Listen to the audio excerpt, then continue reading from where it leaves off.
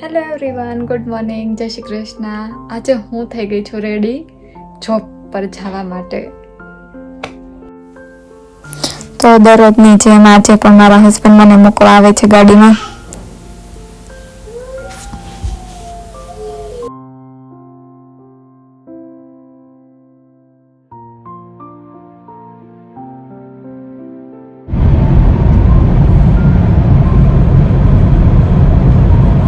અત્યારે મારે lunch break પડી ગયો છે અને હું ટિફિનમાં લઈ છું આજે ભજીયા.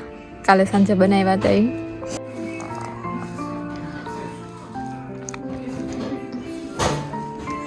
અને થોડો ઘણો નાસ્તો છે, બિસ્કિટ ને એવું.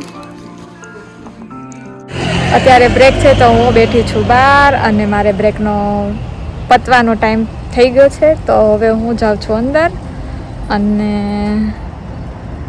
આજે એક વાત કહેવી હતી મારે કે અહીંના રૂલ્સ છે ને મને બહુ ગમ્યા. રોડ ક્રોસના ફૂટપાથ છે એમાં આપણે રોડ ક્રોસ કરવો હોય ને તો ચાલ્યું જવાનું, આપણે ઊભું નહીં રહેવાનું રોડ ક્રોસ કરવા માટે. અહીંયા ગાડી ઊભી રહી જાય આપણે રોડ ક્રોસ કરતા હોય ને તો. નિયમ મને બહુ જ ગમ્યો.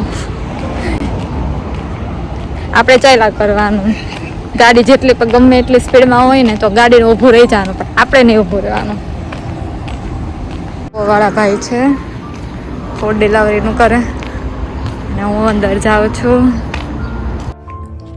હું જોબેથી છૂટીને ઘરે આવી ગઈ છું અને બટેકા બાફવા મૂકી દીધા છે. આજે આલુ પરોઠા બનાવવાના છે અને બટેકા બાફવા મૂક્યા છે તો મેં કીધું થોડીક વાર હું કંઈક ખાઈ લઉં, ભૂખ લાગી છે બહુ જ, તો સફરજન ખાઉં છું.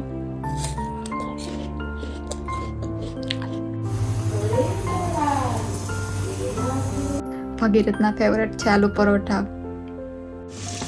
ગરમ ગરમ આલુ પરોઠા થાય છે. હું સાથે સાથે ખાતી પણ જાઉં છું. બહુ ગરમ છે, ભૂખ એટલી લાગી છે, ભૂખ બહુ લાગી છે ને તો રહેવાતો નથી.